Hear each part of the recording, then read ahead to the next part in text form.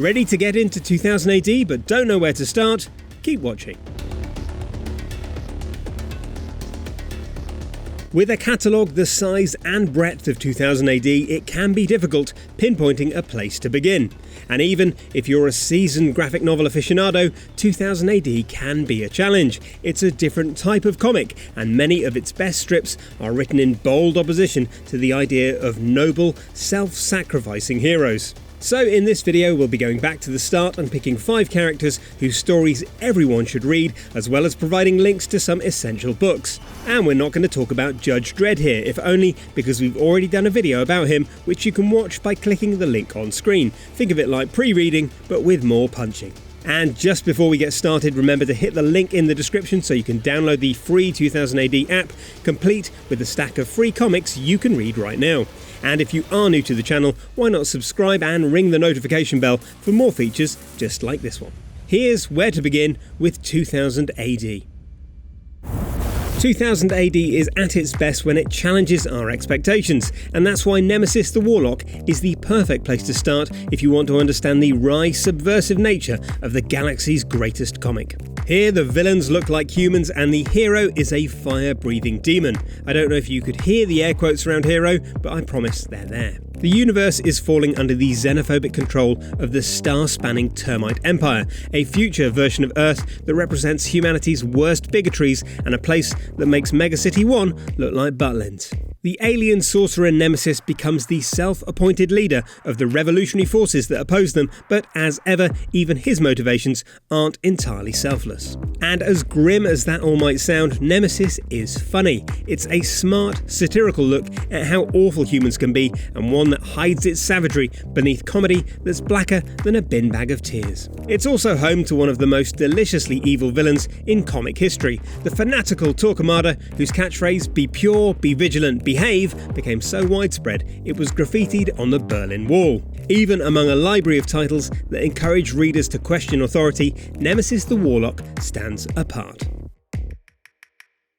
The Ballad of Halo Jones just feels important, doesn't it? Even the name conjures up images of seminal 60s rock albums that changed the course of music.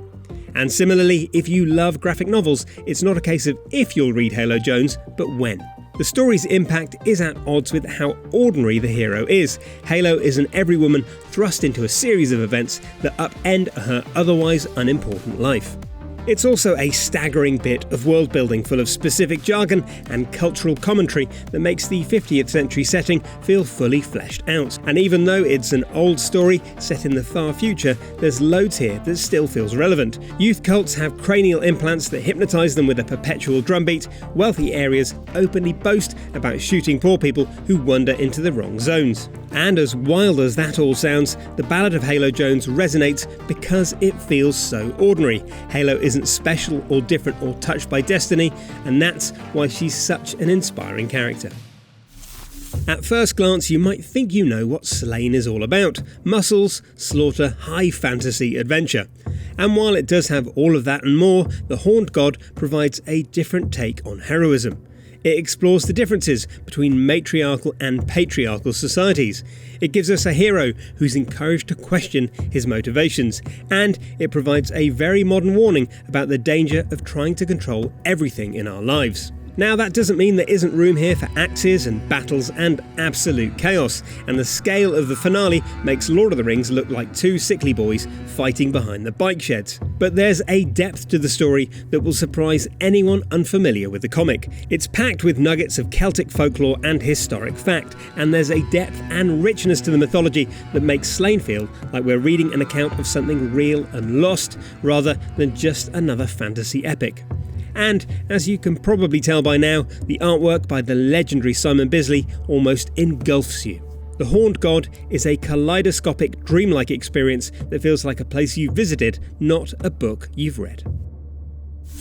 Zenith is another great example of how 2000 AD does stuff differently. And while this list is of particular interest to people who are new to comics generally, there's loads in Zenith to love if your primary experience of graphic novels are big, bold superhero books full of upstanding paragons. Robert McDowell, alias Zenith, is one of the most enjoyably egocentric superheroes ever written. At the time, he represented the perfect example of a Generation X protagonist. Vain, self-centered, and initially more interested in using his abilities to promote a tepid pop career than to fight injustice. There are moments in the collected editions that do feel like classic, explosive superhero fare, but it's the wider context that makes Zenith so compelling. It provides running commentary on British politics and lampoons the things we know and love.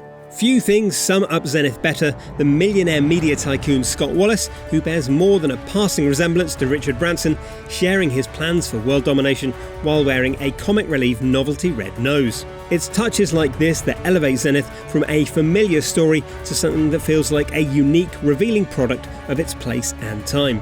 Zenith is funny, perceptive, and essential. Many 2000 AD stories focus on petty human prejudices. Even the implacable Judge Dredd, on occasion, has shown sympathy for mutants. But few stories manage it with the flair and humanity of Strontium Dog.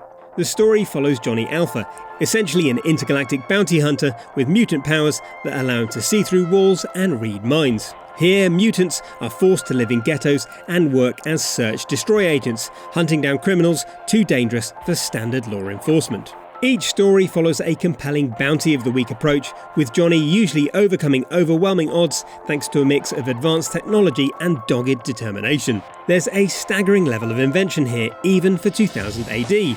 Simple, satisfying weapons like electrified brass knuckles sit alongside time bombs which move victims forwards or backwards in time, by which time the planet has progressed along its orbit, leaving them in the frozen void of space. And Johnny is ably assisted by his Viking companion Wolf Sternhammer, one of the best named characters in comic history, whose bluff, straightforward manner provides a great foil during Johnny's more introspective moments. For a comic about a mutant who can see through walls, stories don't get much more human than Strontium Dog.